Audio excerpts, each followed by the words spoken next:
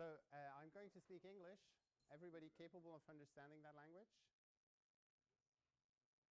Wer versteht kein Englisch? Gut. Who doesn't understand? Yeah, okay. If you understand English, then who understands English? Great. So you actually are awake and you're hearing me talk. That's cool. So my name is Toby Oettiker. I'm going to be your presenter teacher for this morning in the RRDtool workshop. We're going to do two things mainly. I'm going to do a little performance up here explaining to you how RRDtool works and how you can do graphs and stuff. And then I also have a rather long series of exercises you can solve to also learn RRDtool. Both items could take the whole time, but they can't happen at the same time. So I'll try to adjust depending on your involvement, how many questions you ask, and how well it goes. Also, if you're bored, you could start solving the exercises while I'm talking. All the stuff I'm going to present today is on here. Can you read that in the back? Probably not.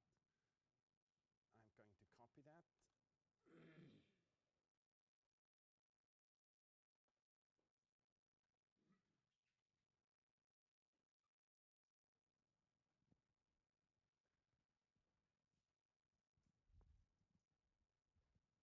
I brought the .3 version of the exercises.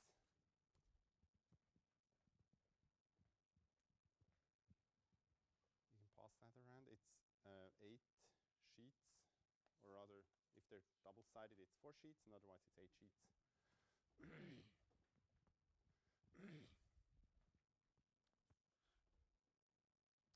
So on these workstations, there's an installation which is local and it may be destroyed. So you have root access if you want to using sudo. So if something's missing or should be changed, you can change it. RRDtool is installed. So if you do the exercises, you can do that on that workstation, or you can use your laptop if you want. We'll see how that goes. And whenever you have questions, just ask them and I'll try to answer.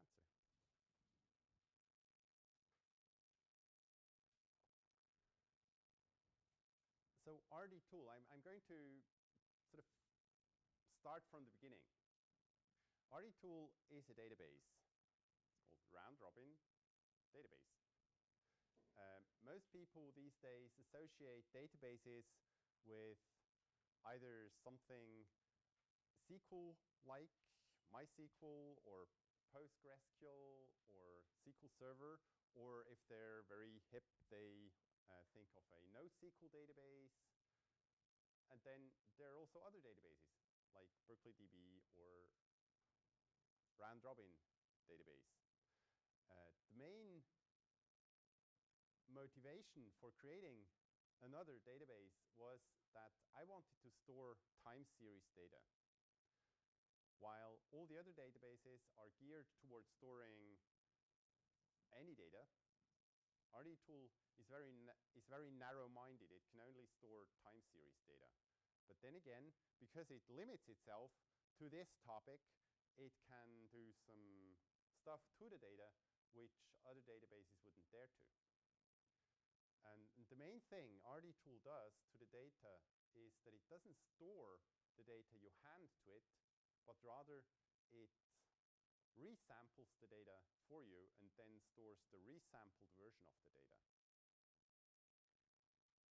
And that's sort of the core thing RRDtool does, which might, or sometimes frightens people when they discover it.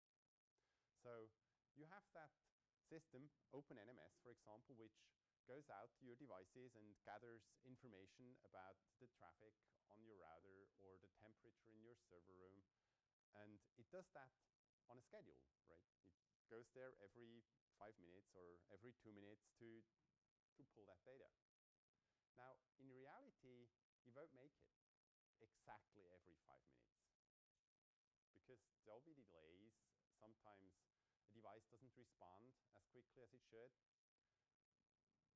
A query might even be lost on the network and not happen, so it has to be retried. The effect is that data arrives roughly every 5 minutes, but not exactly. And so what RRDtool does is it takes this data and knows that you intended to store one data point every 5 minutes. So it takes the actual arrival time of the data and then integrates the space underneath this curve, which is built by all the arrival times of the data, and creates new points in time which fit to that interval you set when you created the database. And that new data represents the same space underneath the curve as the original curve. So this means if you're accounting for traffic, the amount of traffic represented by the newly resampled data points will be exactly the same amount of traffic which is represented by the original data points. But if you look at the numbers will be different. The numbers stored in the database, because if your data point was sampled at 3 minutes past the hour, but you're storing one sample every 5 minutes, then the storing will happen at the hour and 5 minutes past the hour and 10 minutes past the hour. So that sample which is arriving at 3 minutes past the hour can't go into the database. So it has to be readjusted into the right slots. And that, while it does that readjustment, it also changes the value so that the new value still represents the same space underneath the curve. I have some images on that.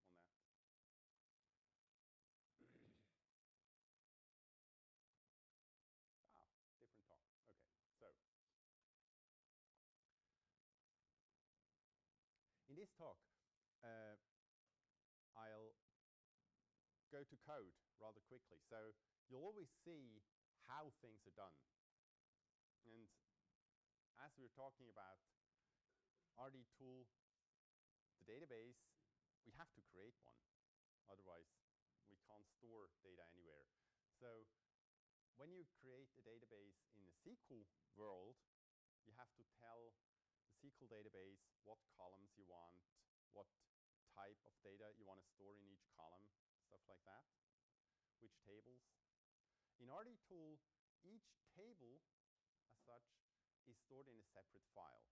So a file represents one table. Each table can contain multiple columns if you want to. So this little script here is done so that it would use RRDtool from a different installation. The idea here is that if you compile your own copy of the code, that you could experiment with that. But if you don't have it installed here, then it would just use the normal version of RRDtool. By the way, all these scripts, you can find them also on this website address I gave earlier. They're stored in a subdirectory there so that you can try them out. So what this does is it creates an RD database, and that RD database is called first RD. And the database has a base interval of 300 seconds. This means RRDtool will resample all the data you feed into that database to a 300-second interval. You can feed data as quickly as you want in 1-second intervals if you like to, but the data will get resampled to 300 seconds on storage. So it'll only store things every 300 seconds. But it'll take all the input you give to RRDtool into account. It'll just not be stored individually. And I also tell RRDtool when it should start a database. So that's the first point in time when RRDtool will accept data into this database. So if you try to store data earlier, RRDtool will tell you, no, sorry, I'm already ahead of you. You can't update me anymore. Due to this resampling of the data, RRDtool doesn't accept data from the past. So whenever you input new data, it'll take the last data it saw and your new data and then fill in the gap between those 2 points. And when you later on try to feed him something from earlier in time, he'll say, no, sorry, I'm already here. You can't go back in time.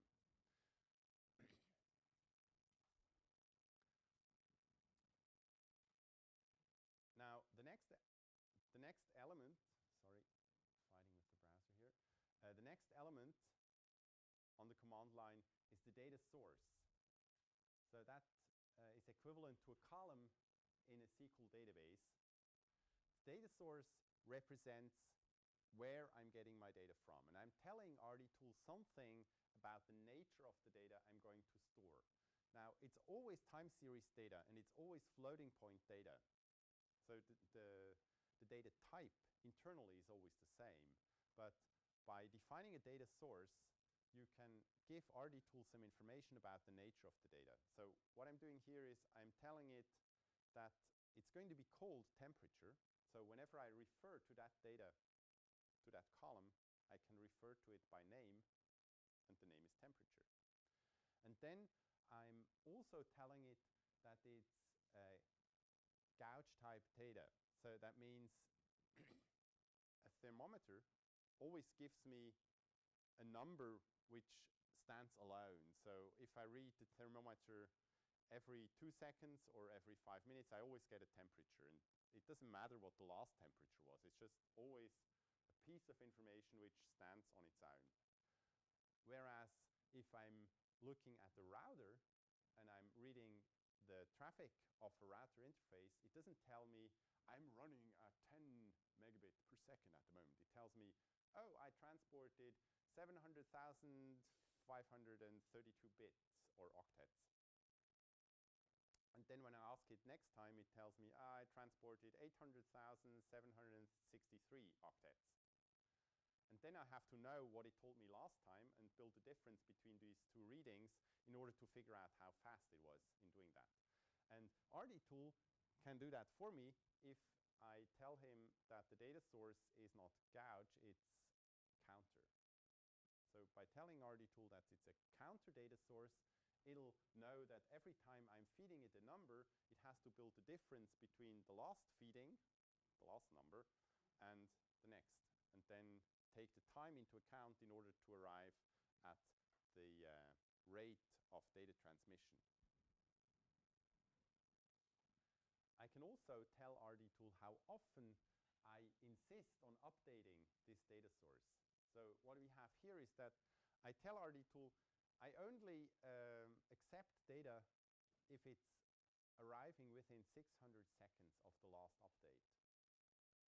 So while the RRDtool database is running at 300-second intervals, so it will store something every 300 seconds, 2 consecutive readings from the outside world may be up to 600 seconds apart. If they're further apart, then RRDtool says, sorry, that data is not good anymore. I can't reliably build the difference between those two readings because something may have happened in between and I can't build the difference anymore. Well, obviously, it could calculate the difference, but the confidence in its validity is too low. So by setting that, RRDtool will automatically reject any input which arrives more than 600 seconds after the last input. It'll do that silently. So all these rules you define for the data source, they'll be applied, but RRDtool will not complain if you try to input data which does not comply with these rules. So you won't get flooded with error messages or anything. It'll just store an unknown value in its database. How does it work in combination with counter? So you take the next step, then makes a difference between, let's say, 10 minutes If it, for the value and writes through the 10 units? so if you mean if it's more than 10 minutes or if it's less than 10 minutes? You get a number now, Yes. Then you would get a number in 5 minutes, Mm-hmm. and if the number isn't stored So I get one number now. of 10 minutes, then you get no value. It will get stored. If I pull a number now and then another one in 5 minutes, then RRDtool will build the difference between those two numbers and the difference between the timestamps and calculate the rate and store that But if I didn't get the number at 5 minutes. 10 minutes, Well, that's in the future. then The point is, if you get one now and then you don't get one for 10 minutes and you get one at 11 minutes and you give it to RRDtool, then it says, oh, it's more than 10 minutes since the last update. It'll say, okay, so for those 10 minutes, I don't know what the traffic was, and stores unknown in this range of time. that's what I mean. It calculates the difference and it says, it's no good. I can't do anything with it because you told him that it has to stop at 10 minutes. So if you're past 10 minutes with your update, it'll refuse it and not store data. And it'll not store 0, it'll store unknown, which is different. So we'll get into that some more. It knows about the difference between 0 and unknown, sort of similar to a SQL database which knows about null and an empty string or 0. Those are 3 different things. And unknown has very special properties, as we'll see. The last 2 items when I'm defining a data source are for setting a lower and upper boundary for the data, for the rate in this case. So if I know that my router interface can transport between 0 and 1 gigabyte or 1 gigabit of data, so I'd set my limits to 0 to 1 gigabit divided by 8 because it's octets on the router interface, not bits. And then RRDtool will make sure that the data which is coming in actually complies with these rules. And if it's outside, it'll again store unknown. Or if I'm looking at the temperature, as in this example, I set it to -40, between -40 and 100. So I can be sure, or I'm pretty sure that in my server room, the temperature will never be under -40 degrees Celsius and over 100 degrees Celsius. I might even narrow it down a little, but that's just sort of safety margins. If it's outside that, then maybe my temperature sensor has gone haywire, and I don't want to store that data in my database because it will cause spikes and scaling will fall apart. So I'd rather store unknown. Now, with the data source defined, RRDtool is now able to receive data. I haven't told RRDtool yet how I want it stored. I told it that I want to resample the data at 300-second intervals, but nothing about storing. The database is called round-robin database for a reason. And the reason is that it doesn't store data as normal databases do sequentially into an ever-growing file or file structure. RRDtool sets up a file as you create the database, and that file already has enough space to store all the data you ever want to store in that database. And this space for storing data is called a round-robin archive. You can actually have several of those round-robin archives, and the round-robin archives have the special property of jumping back to their beginning when you reach the end. So you set up an archive and tell RRDtool, I want an archive which stores my 5-minute data for a day. So RRDtool calculates how much space it needs for that and allocates that space in a file. And then every 5 minutes you can store one item into that archive, and when it's at the end of the day, it jumps to the beginning and starts overwriting the old items in the archive. Very simple. So what I'm doing here, I'm telling RRDtool that I'm storing on every round, so every 5 minutes, one item, and I'm doing that for 5 entries. So it's a very small round-robin archive I'm creating here, it will only store 5 times 5 minutes worth of data, so 25 minutes worth of data. And this guy here, 0.4, says that at least 0.4 or 40% of the data has to be valid in order to go into the archive. And that's where the unknown comes into play. So if you're storing data into RRDtool and part of the data is unknown, RRDtool will track that amount of unknownness of your data and will only store data if a certain amount of the data is valid and known. Otherwise, it will store unknown into the archive.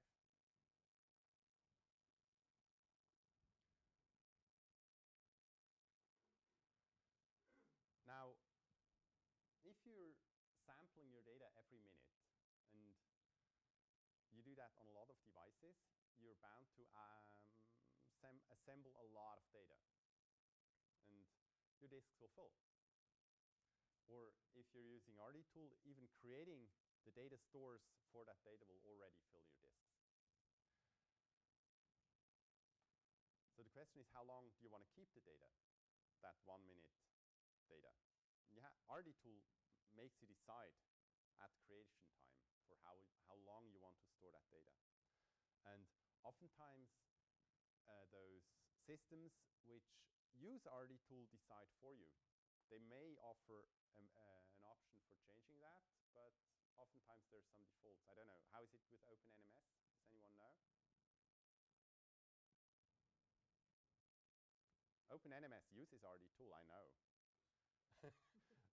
And somehow it configures it to store the data. And We almost never have to look into the data. We have some reasonable defaults. So, but you might want to look at that after this presentation. So, if you have people at your site who come to you and tell you, in December we had that network problem. Let's look at December 12th morning between 10 and 10:15. How was the traffic on that router? Have you ever tried that with OpenNMS? And what does show on the screen? Does it work? And if they come to you and tell you, I need to know from December 2011 between 11:13 and 12:30. Does it also work? We talked with the parser.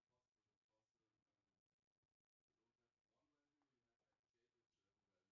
Okay, but then they want to see the spikes. Yes. The spikes are gone in December 2011, right? Because it's just sort of blocky data. And so that's RRDtool doing that. And the way RRDtool copes with the huge amount of data you could, or you're collecting, is that it allows you to consolidate the data as it gets older. And you're doing that by creating those round-robin archives. So my first guy here actually stores every sample. Every 300 seconds, it stores one sample in its archive. The second archive stores one sample every 3 samples. And it does that for 2 samples. So it's a very short guy. It's consolidating 3 samples into 1 and then storing it. And that's why if you're looking at 2011, you may still have data, but it's actually in large blocks. Whereas if you're looking at December 2012, you still have the high resolution data. And you can tune that. And there is no performance penalty in storing data, even if you set up an archive which covers 10 years at 5-second intervals. It's fine if you have the disk space. And you may need a 64-bit machine to actually address the large file, but RRDtool will be fine with that. The problem is then if you want to generate a graph covering the 10 years and you have only stored 1-minute intervals in that huge RRD round robin archive. Then RRDtool would have to read in the 10 years and bunch the data up into one graph, which might take some time because the file might be rather large. Although it's surprisingly small, you can do the math or even try to create one, which holds really a lot of data. But anyway, what you can do is you create a second round robin archive at the lower resolution. So as RRDtool is updating its internal data structures, it will continually also update a consolidated version of the data. So when you're painting a graph for 10 years, it will not pick the data from that 1 minute interval. It will rather go to the other archive, which stores data in 1 day intervals, thus saving a lot of calculation time. So it will be a factor of 100 faster or so. And you can really decide here how that data structure should be. And there's some default data structure in OpenNMS, but depending on your site's requirements, you might want to change that default data structure. It's really just a matter of disk space.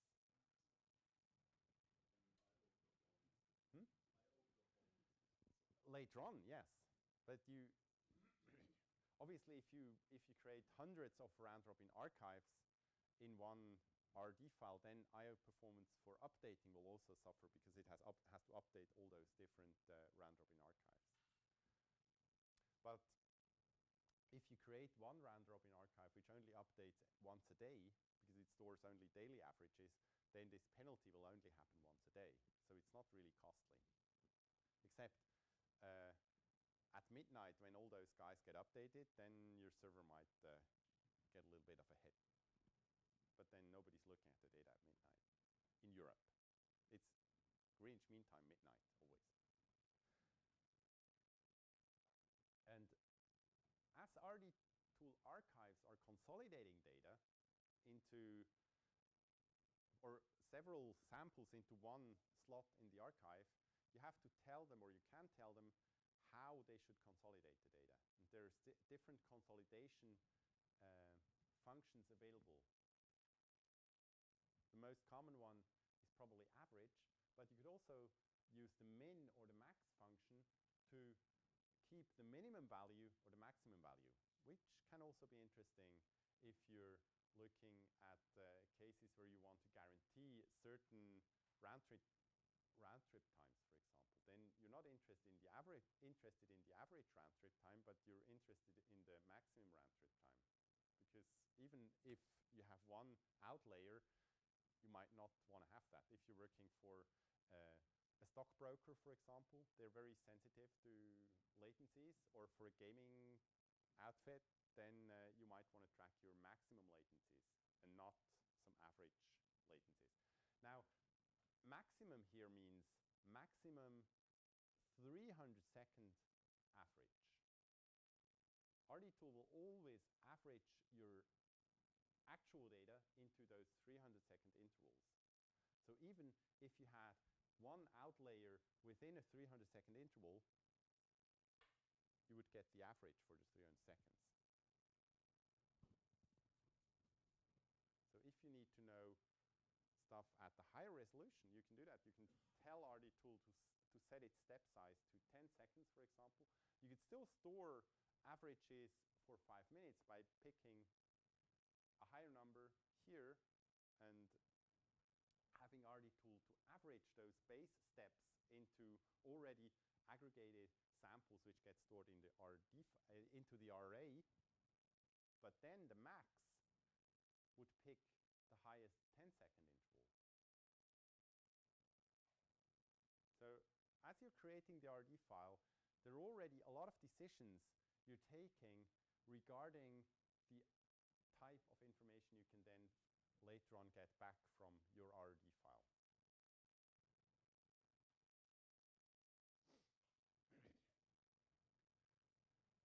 Once you've created an RRD file, you can feed it data. It's very simple. You basically say RRDtool update and the name of the RRD file, and then something like this. So that's a time Unix timestamp is the number of seconds since 1970. You just have to know. And then you give it that number. Obviously, your programming language will tell you. And you also give it the number to use for the update. And that's the number you read from the data source, from the original data source. So it could be the temperature in your server room or the counter you acquired from your router using SNMP. That point in time when you did the acquisition of the data is very important, because RRDtool will use it to resample the data into its rigid step interval. And if you were not giving RRDtool information about when you acquired the data, then there will be jitter as the data is maybe shifting a little due to processing happening between the point in time when you acquire the data and when you actually feed it to RRDtool. OpenNMS has an engine which is able to decouple the acquisition of the data and the feeding to RRDtool, as far as I know.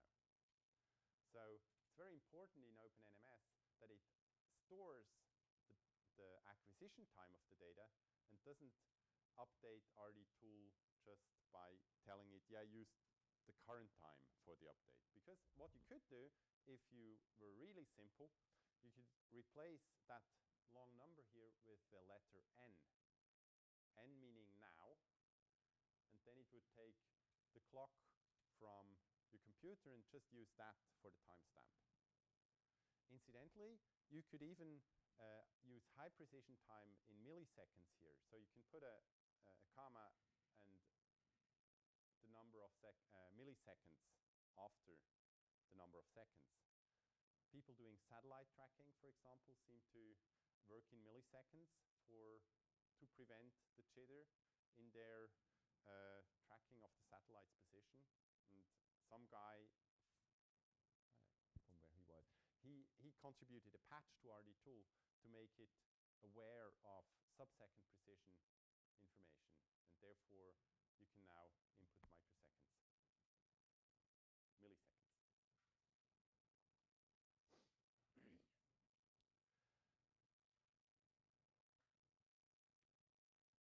Now, RRDtool stores its data as a binary file. If you ever looked at the file using an editor or less, you'll notice that it's not human readable. But what you can do if you want to look into the file is you can look at an XML representation of the file. RRDtool has a dump function which lets you dump the RD file into an XML structure. And that's how this structure looks like. And that's really all the information which is stored in the RD file. And there you can see that all the things you defined when you set up the data store are represented here. So there's a step value, there's the name of the data source, the type of the data source, the minimum required heartbeat, and so on. There's also something called last update. Whenever you update the RD database, RRDtool will store the point in time when you updated the database, so that when you update it next time, it can use that information to calculate the time difference between the two updates, and if it's counters, use that to calculate the rate between those two updates. A round-robin archive has two parts of information. In the first part, the preparation area, it'll store information prior to actually updating the round-robin archive. So let's assume you have a round-robin archive which stores data only once a day, because it should store daily averages. How do the averages actually get created before they're put into the round-robin archive? And the way that happens is that each round-robin archive has an associated preparation area in the round-robin database, where the data is being built up to the point in time when the round-robin archive should be updated. So each round-robin archive lives on its own. It's not dependent on data in any of the other round-robin archives.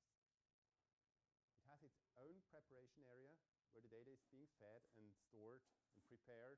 And once it's ready, one item is transferred to the long-term storage. The location of these data storage areas within the file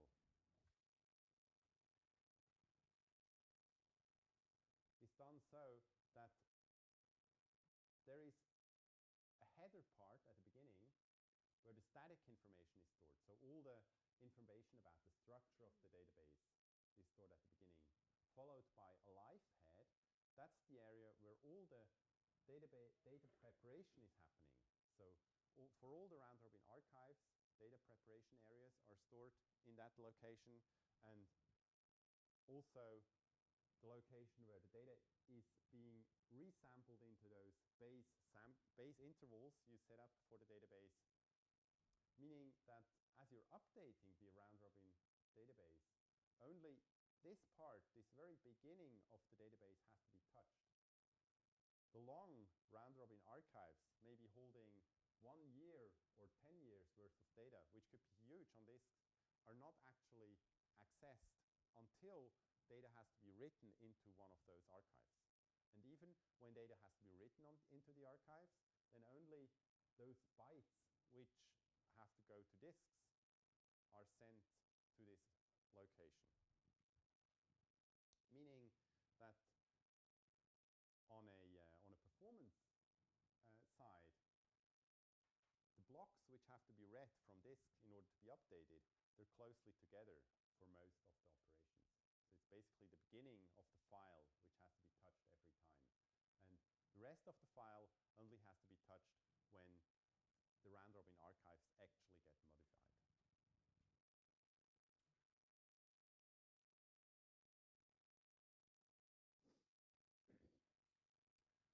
So to recap, RRDtool is a database like many others, except that RRDtool is optimized for time series data. It doesn't store text or your address data. It only stores time series data. And it does nasty things to the data. It doesn't store what you feed it. It stores the essence of the data. And you can define how that consolidation has to happen and how it arrives at the essence. It does that by creating multiple fixed-sized rotating data stores, meaning an RD file, as you create it, already has its final size. You feed data to it, gets stored into different locations, pointers pointing to the right location within the rotating buffer, and every time you update it, it goes down one, and when it's at the end, it jumps to the beginning and starts overwriting the old entries. Happens all automatically, but there's a big advantage. Once you've set up a system using RRDtool, all disk space it's ever going to need is already allocated. You can leave it running. It will never run out of disk space. Even when someone else is filling the disk and the disk is completely full, RRDtool will happily continue to run because it doesn't create any temporary files or anything. It just stores data in its pre-allocated space.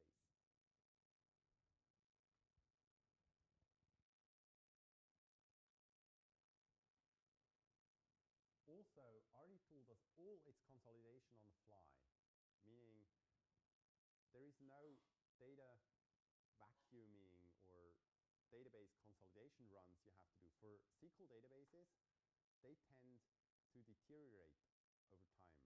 And depending on the product you're using, there is functions within the SQL language, like, for example, PostgreSQL has a vacuum command, which lets it sort of take the fluff of its tables and reclaim space.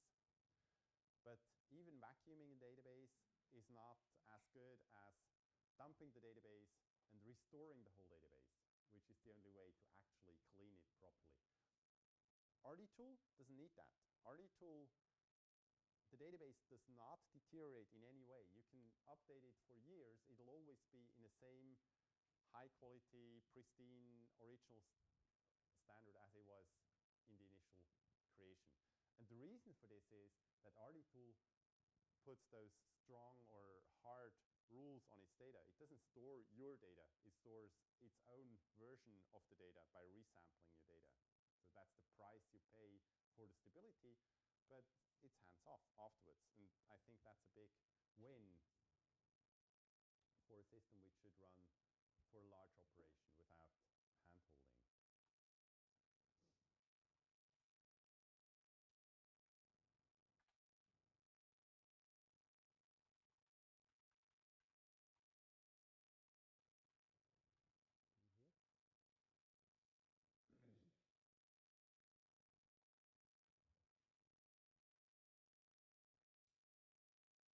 Okay, and here's an example of what happens when data is arriving at irregular intervals.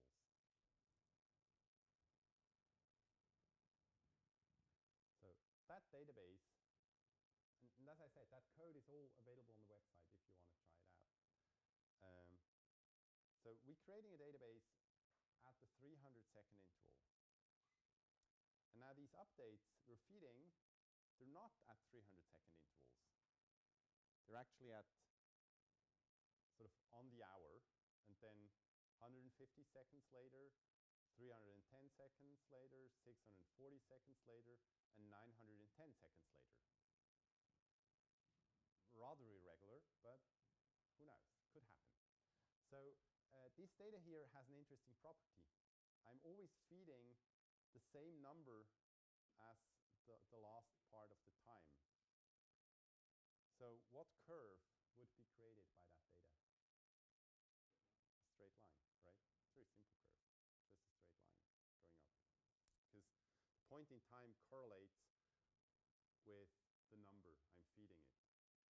And I'm doing that to test what RRDtool does with that data. Because the points at 300 seconds interval, they should again be on that line, giving you the equal numbers.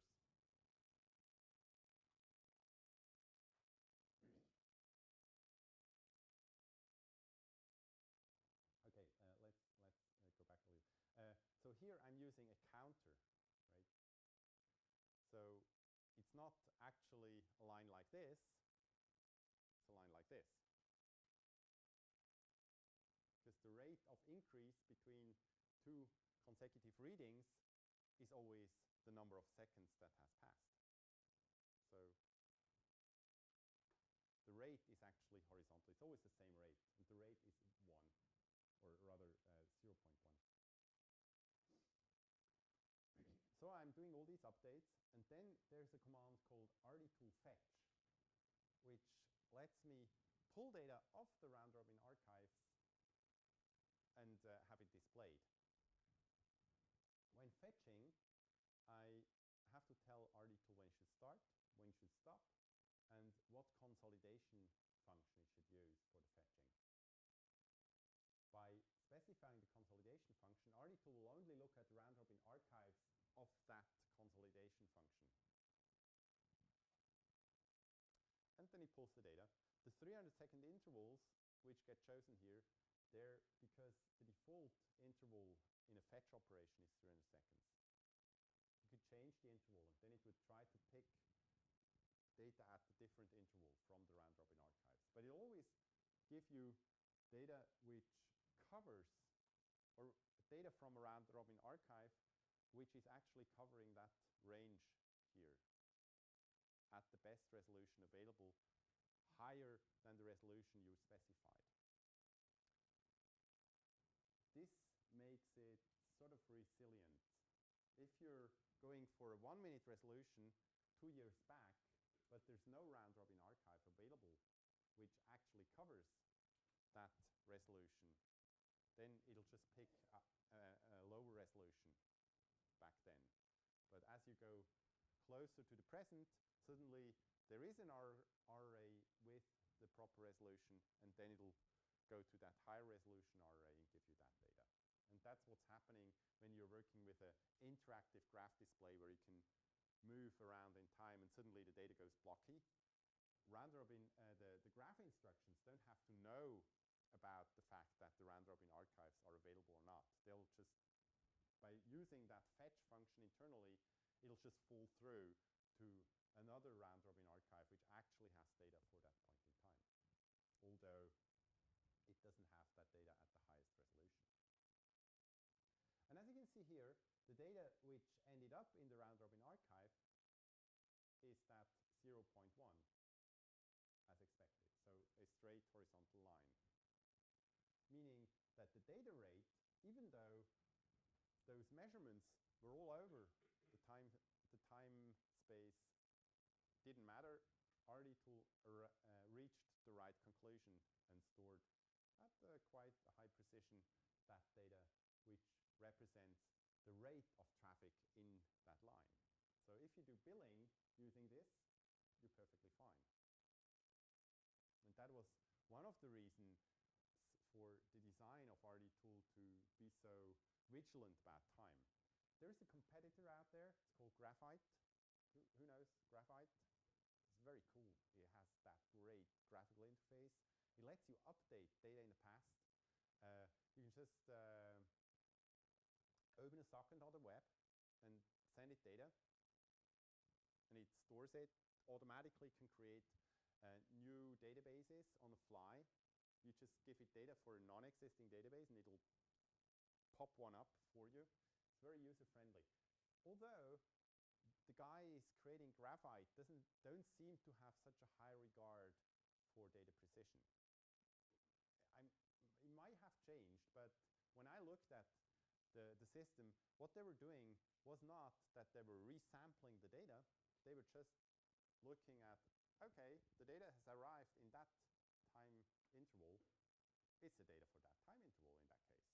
So if you're looking at 5-minute intervals and you feed it data, it said, oh, it's 7 past the hour. Okay, it goes into the 10 past interval slot and update the database with that data. And then you immediately send it another update, and it looks at its watch and says, oh, it's 8 minutes past the hour.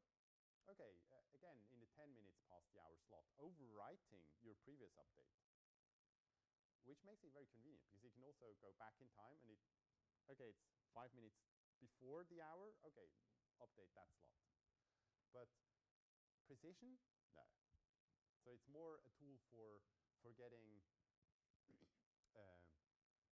for looking at performance and stuff like that. But if you do billing, you probably shouldn't use Graphite. Or if you want to actually see the real data, Graphite might not be ideal, but it's very user-friendly. It has a really great web interface.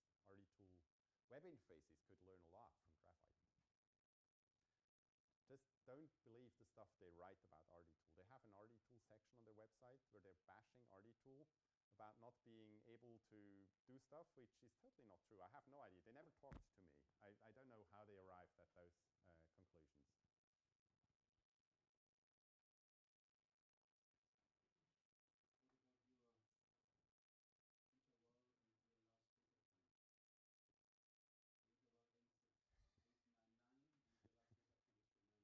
Yes. So there's a sort of a metaphysical problem with bins. So the bins they're always on the dot. So it's at on the hour, 5 minutes past the hour, 10 minutes past the hour, 15 minutes past the hour. So the timestamp on that data storage bin is 5 minutes past 9. But what data does it represent? Because the rate is not valid for a point in time. The rate is valid for an interval of time. You agree? So now, when I'm storing that information at 5 minutes past the hour, what interval should it be valid for? Now, you can say it should be valid for the time between 5 minutes and 10 minutes past the hour, sort of for the next interval. I'm telling you at 5 minutes past the hour for what the data should be for the next 5 minutes, except that 5 minutes past the hour, I don't know what the data will be because it hasn't happened yet. So I can't store it now. So I decided to always store past the fact. So after I've acquired the data, I'm going to store it. Now, The other question is the data for 5 minutes past the hour still within, or is the 5-minute tick sort of, is that still within the interval, or is it just past the interval and already past part of the next interval? And there, the idea was that there is some time required to process the data and store the data. So it can't really be that at 5 minutes past the hour, I already know the data for 5 minutes, for that exact point in time. So actually, it's sort of a micro, nano, femto, attosecond before the 5 minutes when it ends. And at 5 minutes, everything is prepared and stored. And so by asking it for data until 899, I'm telling it, yeah, I know. If I ask you for until 900, then you'll give me the next interval, because 900 is definitely already part of the next interval. Okay? Makes your brain hurt. But you have to think about this once, and once you've understood it, it sort of works. Yeah? This fetch command, does it literally execute that as a command line, and then we get a tabular list? Like Yes. presented here. Is that just, what if you were, can you do like multiple ranges within one command line? Like if you wanted to do 20, you wanted a 5-minute or 15-minute window, but you wanted to go back over the last 7 days for that same time frame. Each day. Each day, 20 Then you have to execute five of those lines. of those lines. There's a performance penalty when you do that, because it has to. There's a performance penalty when you do that, because you have to start up RRDtool every time, which for fetch won't make such a big difference, because RRDtool will be cached by the OS, and therefore starting it up will not make much of a difference. But if you're using RRDtool graph, for example, then it uses the font config font system to pull in fonts. And font config does lots of caching of font information to optimize its performance. So if you're creating a graph and you have some writing in the graph, RRDtool will employ font config and Pango and all those other libraries to actually do the font, the writing.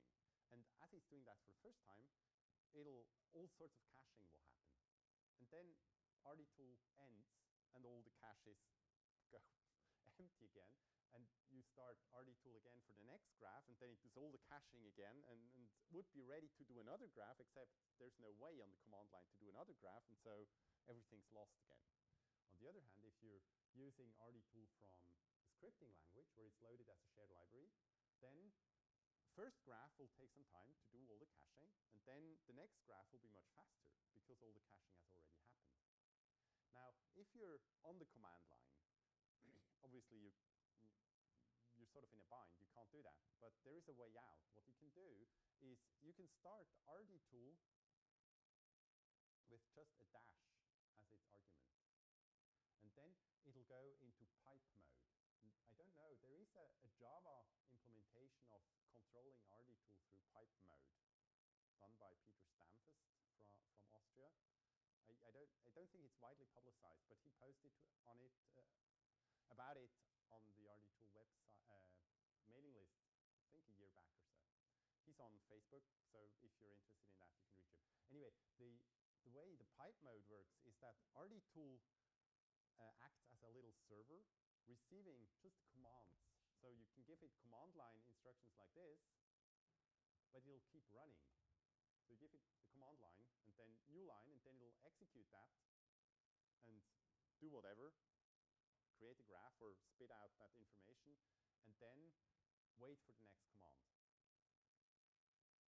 And so by hooking it up with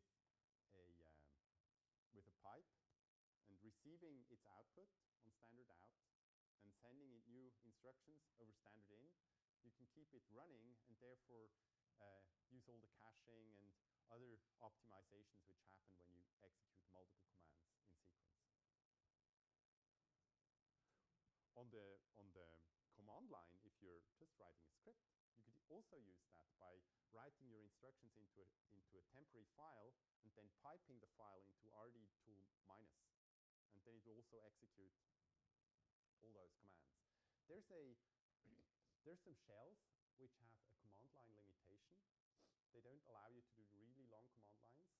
And then when you have a complex graph instructions, they would fail.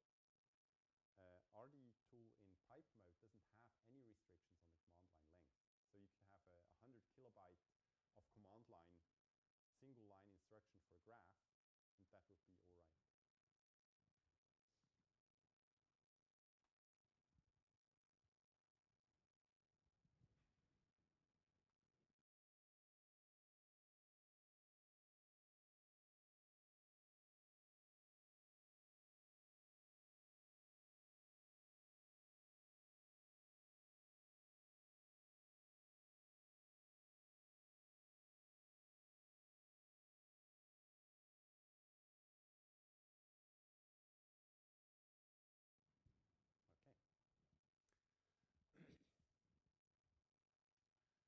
So with that knowledge about RRDtool structure, you can optimize your round-robin databases. When you update the round-robin database, it has to open a file and then do some calculations and then write blocks to disk, and then it closes the file again. Now, writing blocks of data to disk is costly. Therefore, you might want not to do that or minimize doing that. One way of minimizing that is having multiple data sources in one round-robin database. So multiple columns in your database. Can be done, no problem. You can have multiple DS instructions when you create your database, and then RRDtool will store those next to each other. But if you do that, then on every update, you have to give RRDtool data for all those data sources which are stored in the same round-robin database. So that is only suitable for data sources which you acquire at the same time. So if you have that sensor in your server room which measures the temperature and the humidity and I know the amount of smoke, whatever, and you always get those three types of data at the same time, then you could also create a round-robin database which stores those three guys at the same time, because you're always acquiring them at the same time, so they have the same timestamp. Then whenever you do an update, you update all three. And it will be almost as fast as if you updated only one. But you have to know that they have to arrive at the same point in time. But for routers as well, routers have all those huge number of counters in there, and you can acquire many counters at the same point in time. And so you could create rather large RD files from a router. If you're not so sure that things belong together, then you shouldn't store them in one RD file, because there are not any good tools in the basic RD setup which let you reconfigure an RD file. So you have to make the right decision at the start and go with it. Obviously, you could use RRDtool dump and then modify the XML and do an RRDtool restore from the XML to create a new version of the RD file. There is actually a tool out there which I wrote. It's called RRDjig, which lets you feed a new RD file with data from an old RD file, allowing you to modify the whole structure of the RD file. And then the data gets re-entered as if it was created in the first instance.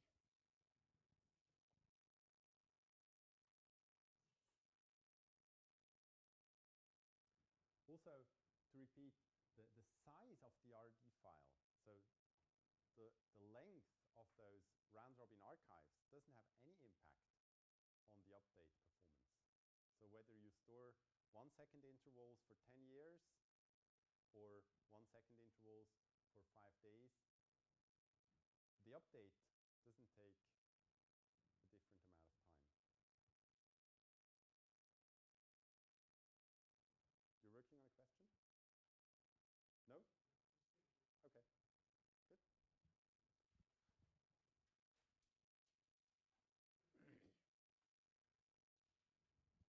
If you have many round-robin archives on the other hand. And RRDtool doesn't have to update only one, but 4 every time it does an update, then those 4 round-robin archives will be stored sequentially on disk, and the disk head has to move to 4 different locations to update those round-robin archives. So that will affect performance. Interesting.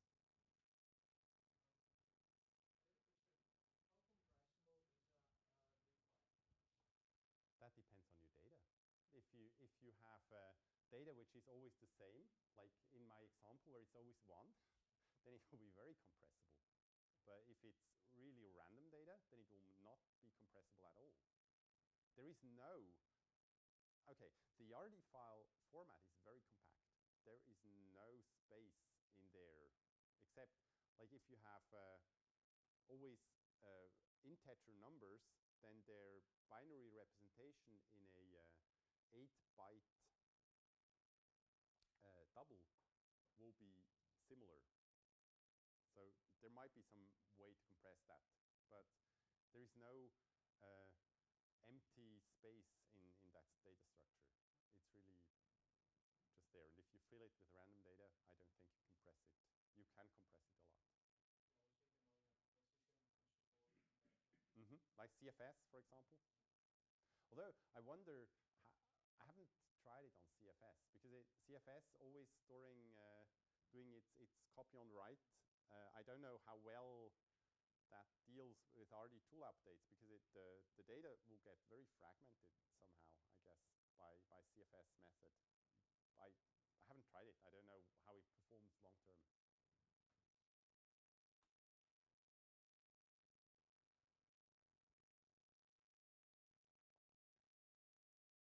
Okay, there is another in-depth view on that fetching. So we'll have another look. So I'm creating an RD file which has 2 round-robin archives. One has 2 entries at 300 seconds, and the second one is storing 1 entry every 2 intervals. So it's a 600-second interval in the second and a 300-second interval in the first.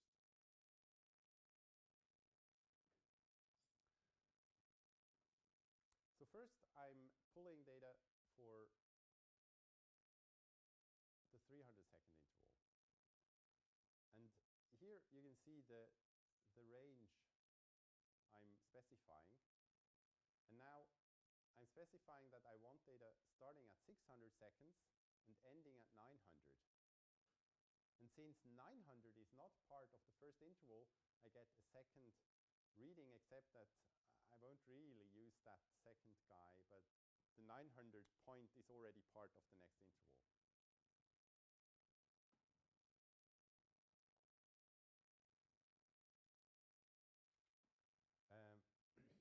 And then the second request is to get a longer period of data.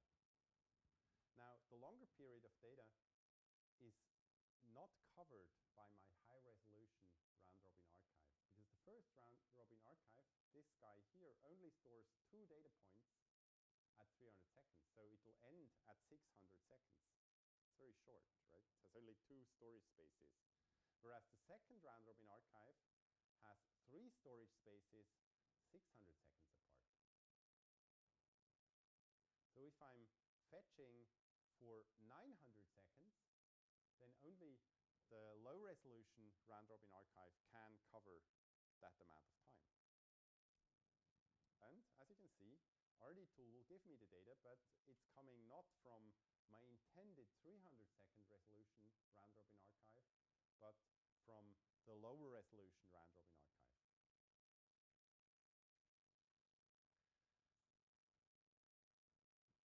There used to be a peculiarity in RRDtool that it made sure that the data range was completely covered by the round-robin archive it picked its data from. And it didn't only look at the time in the past, it also looked at the time in the present. And so if you had a setup where those round-robin archives didn't align at the point in the present, then it could happen that if you asked RRDtool to fetch data from now to, I don't know, half an hour in the past, that you would get data from a low-resolution round-robin archive because that was already updated, whereas the high-resolution archive was not yet updated because the half-hour interval of the low resolution was better than the 3-minute or the 4-minute interval of the high-resolution archive. Can you imagine how that works? Can we do can I paint on that? Can we switch that on? Or is that's too much of a, right? No. Okay, forget it. No. I'll paint on the blackboard.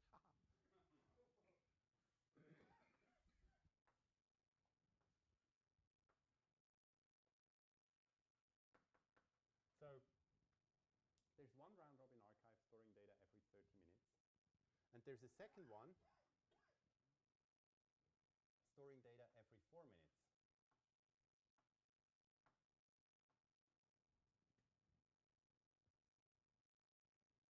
Okay? Now, that's the past. That's when they started. And now they're getting updated.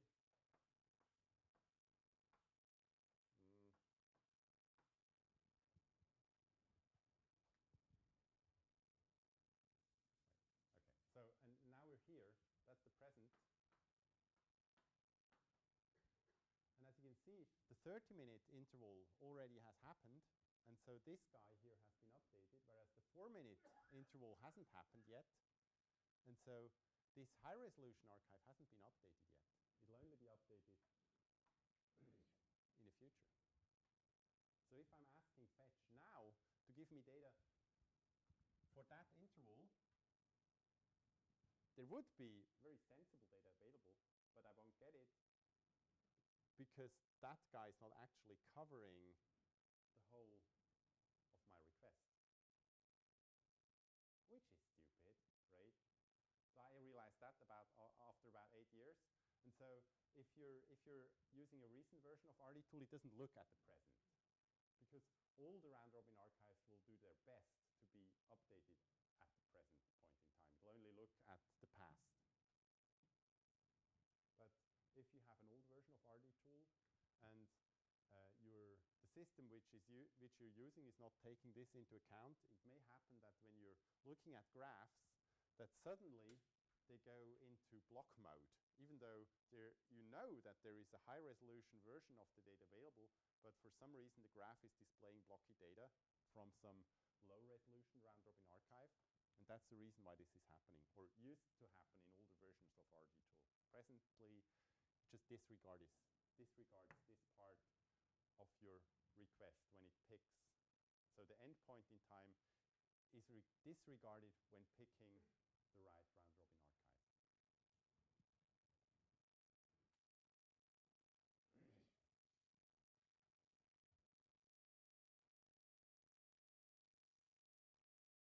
So in 1.3, that endpoint requirement was dropped. You can also ask RRDtool to fetch data which is outside the covered time range. And it'll comply, no problem, except that all the data you get is unknown. And unknown data is represented by nan, not a number. So your chart, if you're drawing a chart, will just be empty. And if you're doing fetch on the command line, you get nan on each timestamp because there is no data available.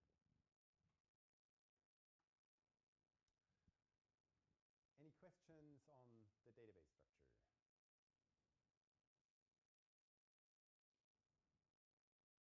Cool. Okay. We have still 15 minutes to go to the break, so I'll launch into graphing. Creating charts with RRDtool is, for some people, the only reason they're using RRDtool. They don't actually store the data in RRDtool. They create RD files on the fly out of a database and then use use RDgraph to create a graph. That happens. Someone contributed bindings for SQL, for DBI drivers to RRDtool. So if you're using RRDtool 1.4, you can compile it so that it can access data from a SQL database directly and do all the resampling on the fly and then paint your graphs. So if you're just interested in graphing, there are better ways than creating an RD file and then doing the graph. RRDtool graph instructions are maybe the longest command line things you can see in the Unix world. And before we look at details, let me give you the idea or the design idea behind the command line language of RRDgraph. There are two kinds of instructions. There are options. They start with 2 dashes or 1 dash if there's a short name, and they can be placed anywhere on the command line, and they affect the whole operation of RRDgraph. So they modify the graph size, for example. They modify the color of some component of the graph. They define when the graph should start, when it should end, stuff like that. And then there are instructions which do things to the graph. So there's the line instruction, which actually paints a line on the chart. And they don't start with dashes, and their position is relevant. So things happen in that order. So these instructions are like a little program you're handing to RRDgraph, and RRDgraph will execute that program.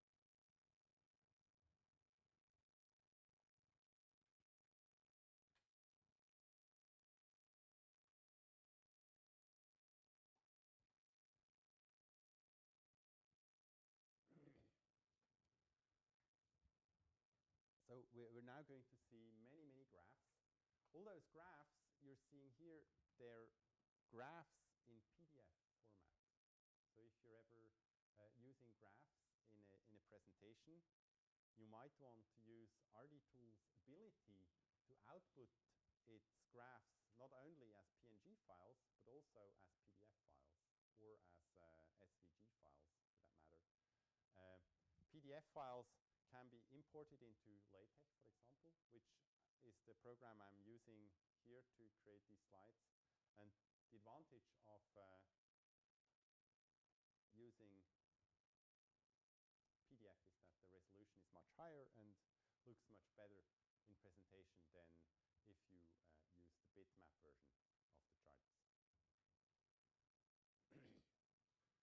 So the first instruction you have to know when you're creating a chart is the def instruction, the define instruction, which defines a variable which you can then use to draw a line. And the variable accesses some data out of an RD file. So it's sort of a compressed fetch instruction.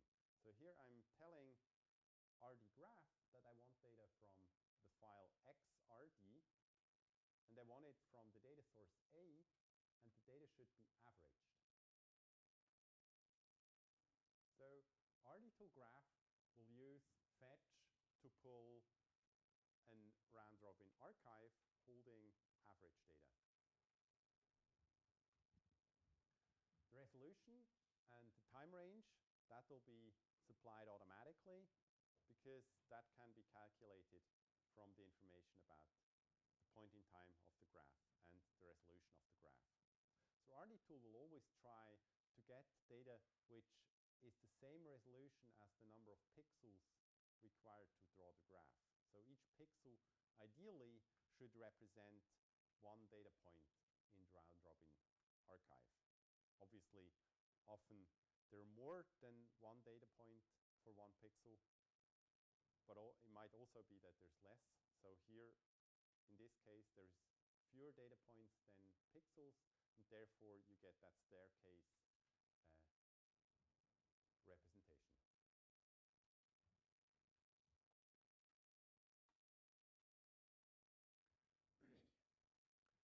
see the numbers here on the side.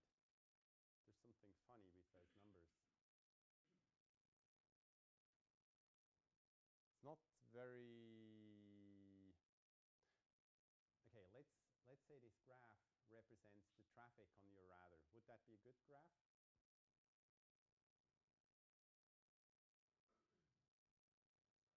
It doesn't start at 0, which is okay for newspapers, but if you're interested in representing the amount of traffic transported by your circuit, then having a chart which doesn't start at 0 is not very good. Okay, this guy, especially because it's almost starting at 0, so it's pointless. But if you want to represent the actual amount of data, then you should start at 0 so that it's visible. If you're interested in representing the change of the data,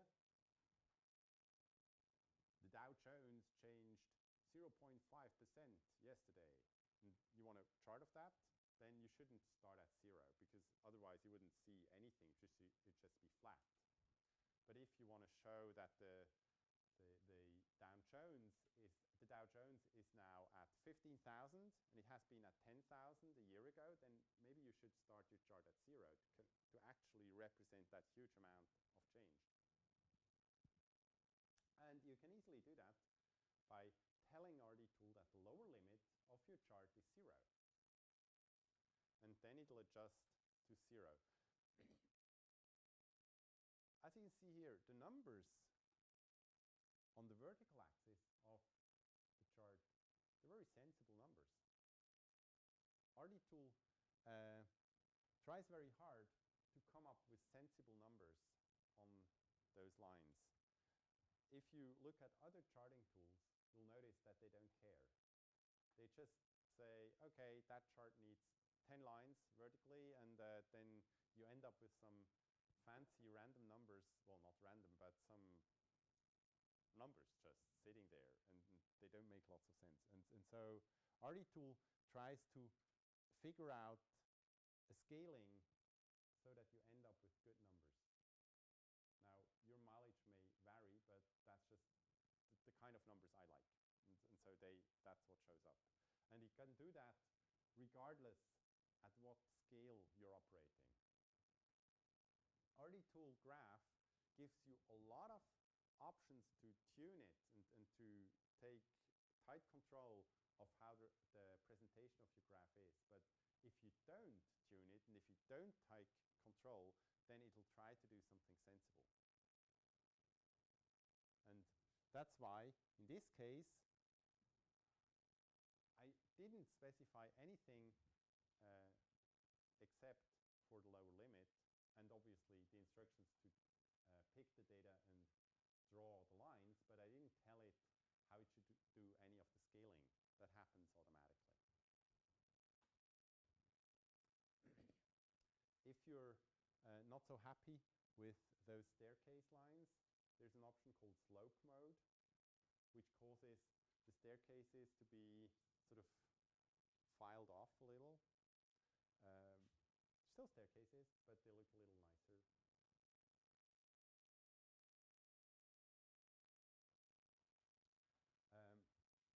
RRDtool 1.0 used a different graphing library, which wasn't capable of doing anti-aliasing.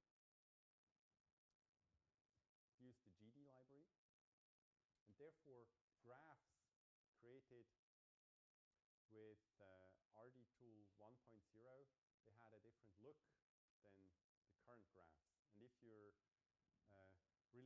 were really fond of that look, with RRDtool 1.4, there's this option, Graph Render Mode Mono, which causes the lines in the graph to go back to that blocky 90s way of presentation. Also with the font, if you want to make the font look like in an 80s computer game, you can do that by switching font render mode to mono. Obviously, that only affects the PNG version of the charts. If you create PDF versions, they're vectorized anyway, so there'll be no blockiness to them in any way.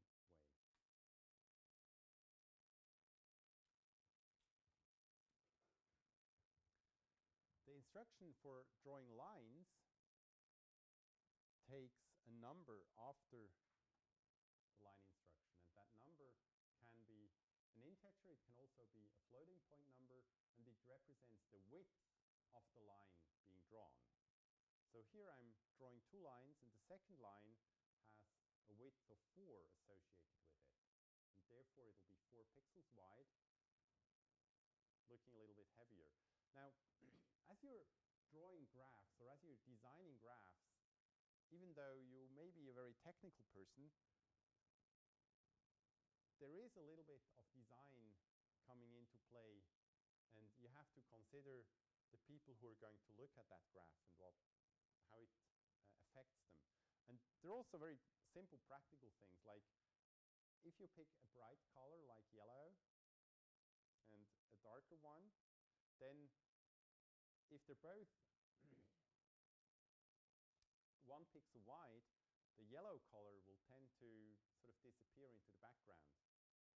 So while you might not want to make it 4 pixels wide, you might want to make the yellow color a little bit wider than the darker color in order to cause it to have the same optical weight. You can also use line widths which are less than 1. So you could have a line with a width of 0.8. And because of the anti-aliasing, it would then become a little lighter, causing the viewer to get the impression that that line actually is thinner than 1 pixel.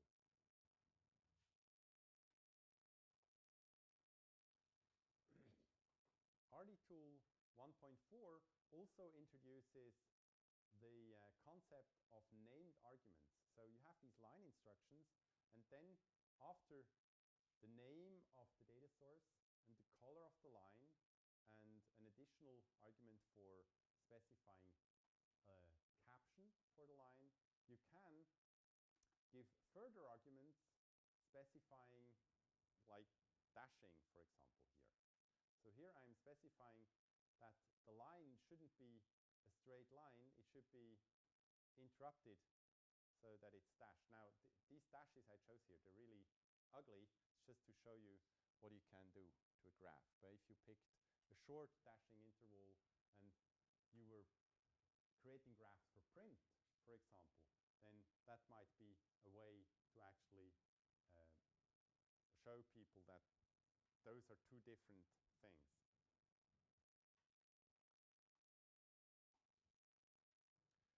The def instruction also supports named arguments. And one of those named arguments is the step argument. By specifying the step, you can instruct RRDtool to not try to pick data at the resolution of the graph, but rather at some lower resolution. And here I'm telling it to pick data at a 1,800 second interval.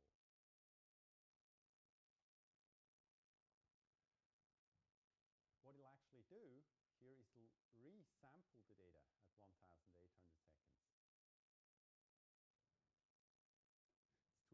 Is it too low? You can't actually see the bottom of the screen in the back? You manage?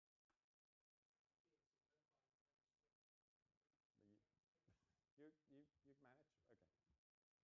You can load the presentation onto your screen as well. I didn't catch the URL. Okay, let me show the URL again.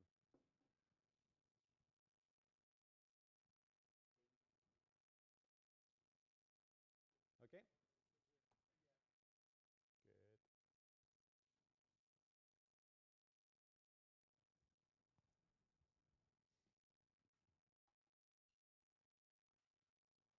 Or you could specify the start of the data.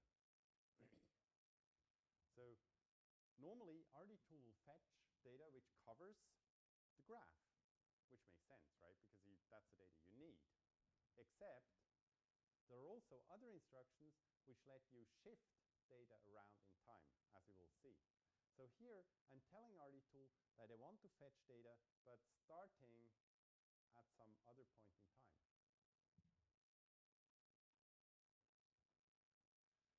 also define what method RRDtool should use to reduce the data to the required step interval.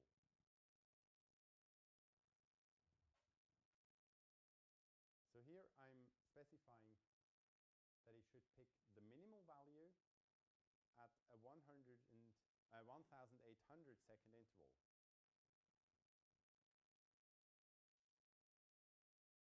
So it's fetching this range of data, and then it picks the minimal interval, the minimal value, and paints that. And the green guy does the same, except that it picks the max value. You can see the green and the red lines, they represent that different instruction.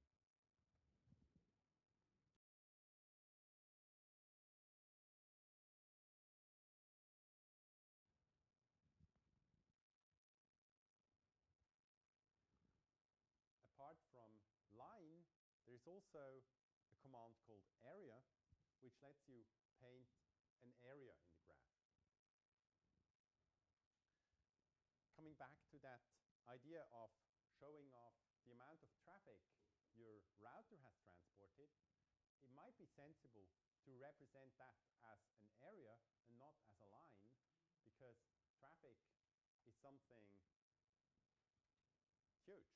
And so having an area represent that traffic would maybe convey that information more efficiently than just drawing a line aerially up somewhere.